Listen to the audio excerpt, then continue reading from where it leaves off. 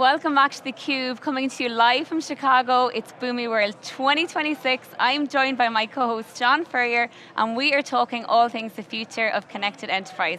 Joining us now are two ladies at the forefront of that conversation in the field, Anne Maya, Head of Special Projects at Boomi, and Nicole Bradley, Account Exec at AWS. Okay, so this is a company, Boomi, that has really always been very key on partnerships, synergies, market opportunities, as is AWS, right? Yes. A lot has changed in a very short space of time, though, in the field. Maybe we can talk to start a little bit. I'd love to hear from both of you. What has this last year looked like? Like, what has really fundamentally shifted, both for your individual orgs and also the relationship? Wow, great question, and big question. I mean, there's been just so much. When you asked that question, what came to mind was chaos, but like beautiful chaos. What's happened is we were way ahead of the curve in AI. We started about two years ago, maybe a little bit more. Last year, we released Agent Control Tower, so we got into the governance game super early. Maybe there were some people going, why do you need that? Now everybody is asking for some level of governance. So I think what we've seen is this transition happening within our customer base, which we spoke a little bit about a second ago, as well as this transition of how we work and how we develop as a company. So we've completely embraced AI as part of our engineering processes and product processes. It's baked into the way we do business, how we interact with each other, and that's reflected in the product releases we've had, which has been incredibly quick-paced and just really meaningful because we can tap into what our customers need and get there so much faster with all of these tools combined. Wow. And what about for you guys at AWS? I mean, compute is everything right now, right? In some ways, it's a great time and an interesting time to be in the hyperscaler world. Talk to us a little bit about what you've been seeing on the ground and I guess what customers are asking for that maybe they weren't asking for a year ago. Well, I think one of the biggest things that we've seen is obviously, like you mentioned, the need for compute and how to do that, but also the need to control the costs around the compute that's needed. And so one of the great things that we've been working with a lot of customers and what has made the Boomi partnership so great is about getting that ROI, like Steve talked about today, out of the work that's been going on for the last 18 months. And with the control tower that we built with them in collaboration last year, and then with the new releases around Connect this year, it's giving them that governance and that trust that they're not going to set something out into the market to start driving revenue for their organizations or reduce cost or risk, but be able to do that with security, governance, and all the guardrails needed, leveraging the Boomi platform on AWS. And that's really what everybody's asking is like, we have to put money in this. Yeah, and also you guys have been doing great. Congratulations to AWS, seeing the momentum. The Swami videos are great, by the way. Swami, plug for you on there. You talk about all those advances that are happening so fast. And talk about the Boomi side, because the history of Boomi, where they came from, became a platform company, and again, you mentioned you invested in AI early, specifically compliance. That's turning out to be a great bet, because the compliance piece is the rules. That's the referee, as Steve mentioned on his keynote. But that also is enabling if you get it right. Can you share your thoughts on the evolution of Boomi platform to now this intelligent, I'd say horizontally scalable, business outcome enablement piece? Yeah, no, great question. And Boomi started off as an iPaaS company, integration platform as a service. I think by doing that, what happened was we ended up at the crossroads of serious data pipelines, critical systems for many, many customers. I think you remember Steve and his keynote talking about the volume of transactions coming through Boomi is 2x that of Visa. So we process a lot globally. And from that, what we've been doing is answering our customers from what they're looking for. So we leaned into our API management stack, the ability to have control in that level and discovery of APIs and managing that critical point. That's really important now in agentic AI as well. And as well, now we've really leaned into the data management aspect. So we're creating that context layer through Knowledge Hub and Meta Hub. So we've really grown our platform to meet customers where they are. And the brilliant thing about this is we're built on AWS, and I think there's something about our architecture that lent itself really well to being able to deliver these solutions quicker. And that's because we built in the cloud, but we have like a patented runtime that transacts and transforms that data. That can be anywhere. That can be absolutely anywhere. It's a beautiful structure to be able to support agentic workflows. You get to leverage Nicole. Nicole, talk about the Amazon piece, because cloud went from lift and shift to cracking the code on security. Hello enterprise, you guys ran the table on the enterprise, the growth is spectacular. We've been covering it since 2013 at reInvent.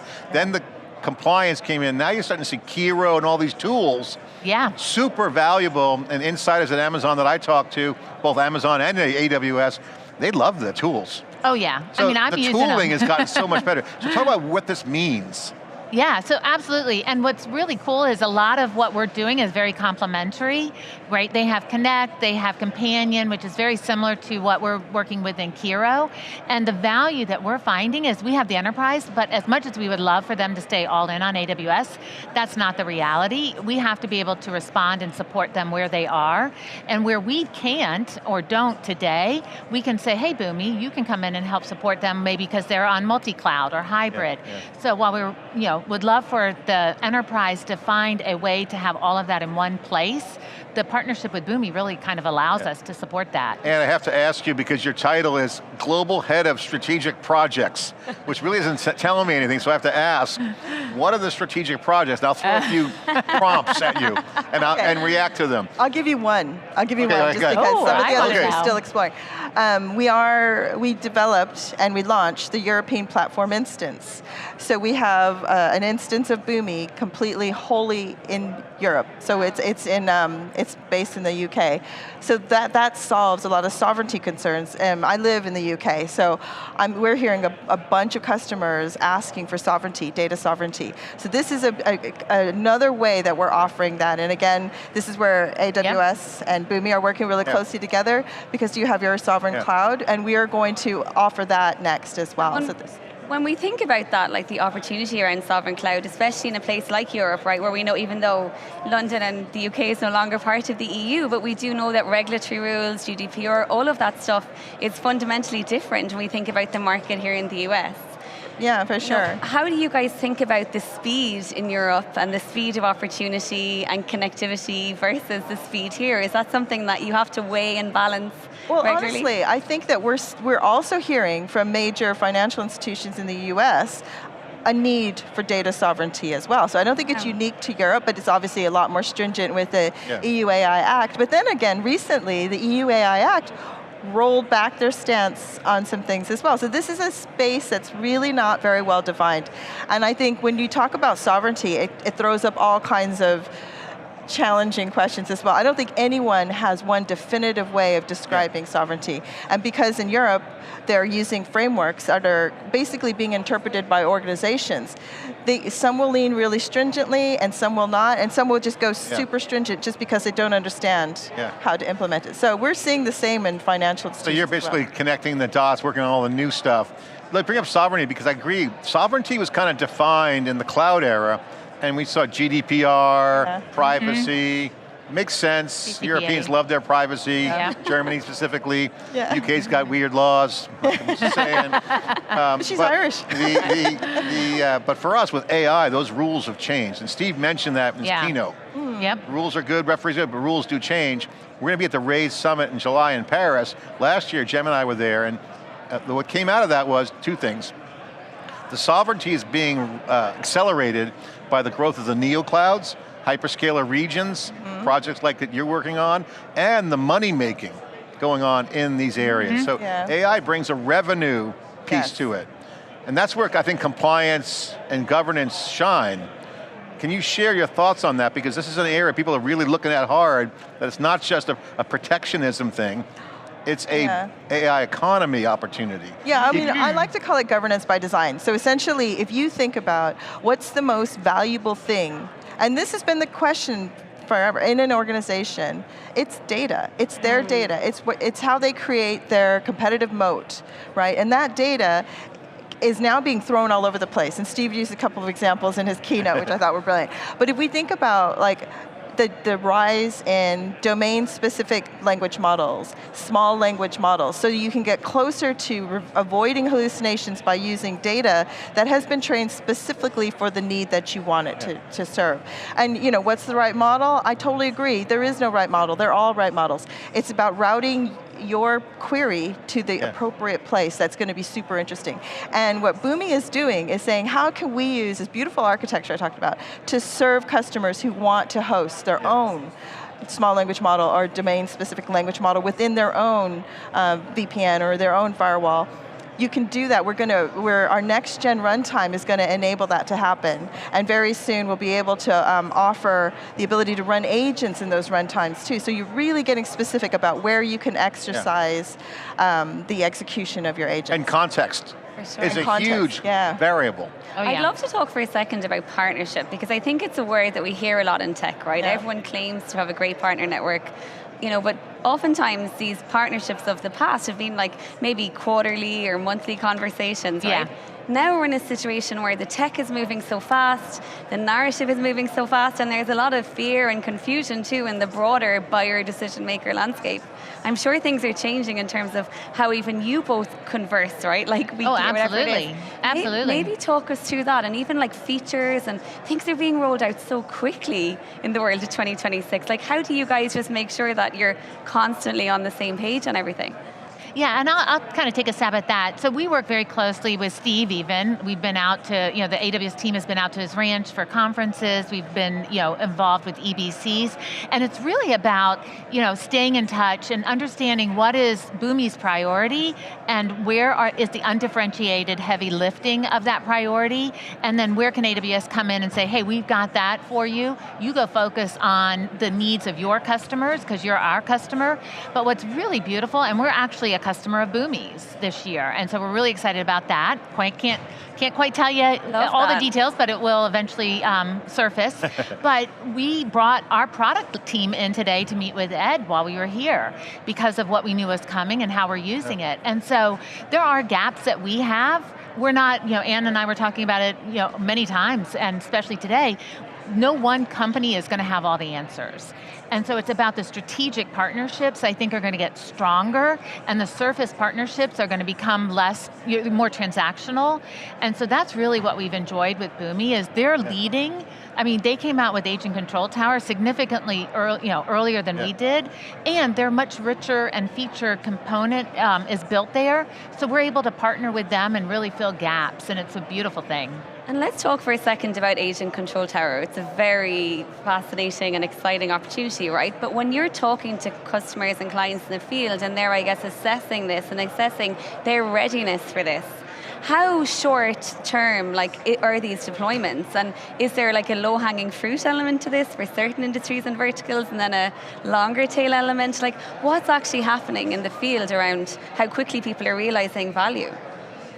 I think for Control Towers, it's mainly about governance and visibility of what's happening in your AI environment. So in a way where we talk about value, it's being able to unlock the possibility of creating agents. So there's vibe coding all over the place. We mentioned it before that we started this session, like everybody's vibe coding. And I was talking to our CISO yesterday, and Carl, and we'll talk to our CISO and our CIO. They were at the same table, and we're all talking about AI, enabling AI, and they're totally open to it. The problem is, when you just let this loose to anyone, you don't know what you're going to get out there. So to have that comfort and security of unlocking your AI potential, activating your data with AI, you have to think about how can I control it, right? Not the kind of old world IT, we're going to put a security gate here. I used to work for a company that was large financial bank institution in London, where in order to introduce an app to that system, it took 2 weeks in SecOps approval. Those days are well behind us now. So going forward into the future, you're sort of just letting it loose, but making sure you can control it, right? On that point, cloud era, we saw the rise of AWS, which set the standard. Shadow IT was the tactic. Get around IT and go to AWS, put your credit card down.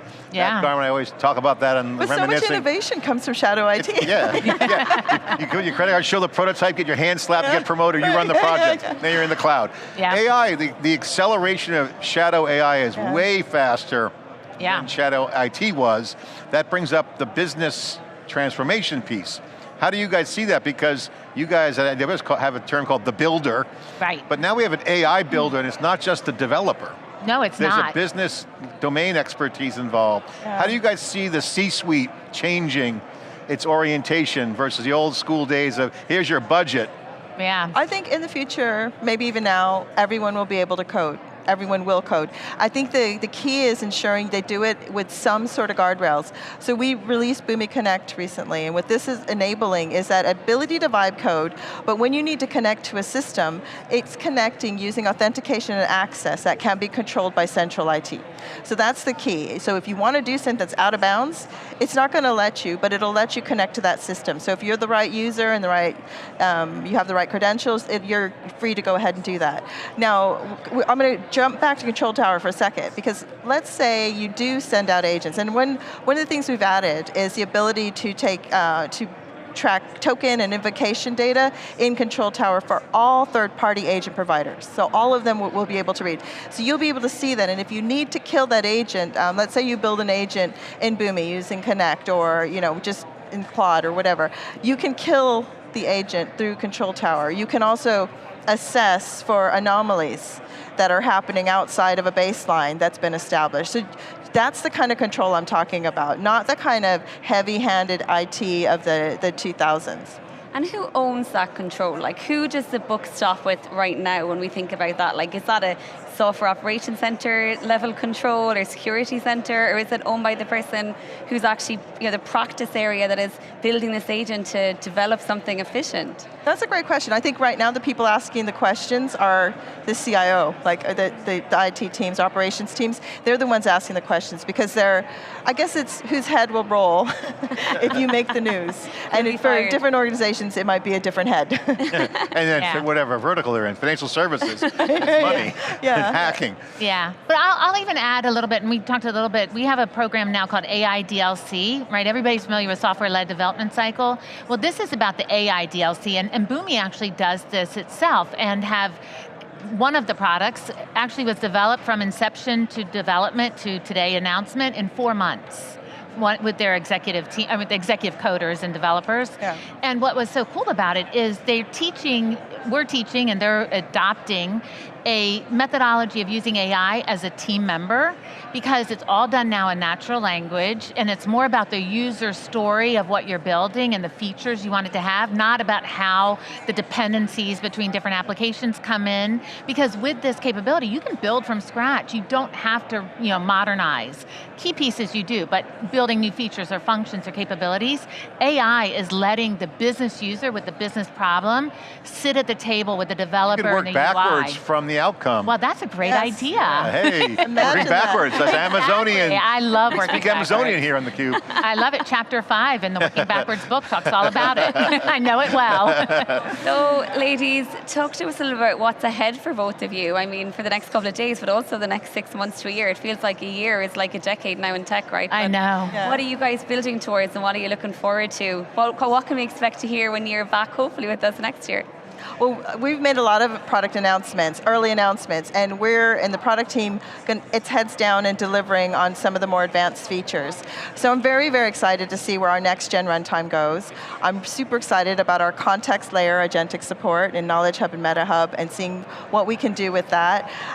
Also just playing ourselves, like building within Boomi. I've just seen so much advancement and development happening within this company. I'm there 7 years, and honestly, you've worked with us in the past. We're like a whole new company, and it's so exciting. I mean, you've worked with us as well. Like in 3 years, you've become a whole new company. Totally, yes. And I just think, I'm so excited about the accelerated innovation cycles we're seeing, and this enabling of all of our company in actually being able to create solutions using AI and drinking our own champagne. It's fantastic. Love that. So that's what yeah. And I would say my biggest excitement in watching Boomi grow with their customers, who are also often our customers, is actually turning all of this work we've been doing into outcomes that are driving revenue, that are returning it back to the builders and the developers and the companies, right? Really elevating the SaaS company up to respond and meet the customer, their customer, when they need it immediately, not, oh, that's next quarter roadmap or next year's roadmap. Yeah. But, oh, that's a good idea, let's do that now. And that's what's so exciting for me. Well, and my Nicole Bradley, wonderful to chat to you. Love the energy between you two as well. I can see this is a real genuine partnership. Yes. Thanks so much for coming on theCUBE. Yeah, thank you. Thank you very much. I'm Gemma Allen. We are here at Boomi World 2026 in Chicago. I am joined by my co-host John Furrier, where we are having all of the real conversations, decoding what is really happening in the world of enterprise right now in this mad and exciting moment in tech. So don't go anywhere, stay tuned.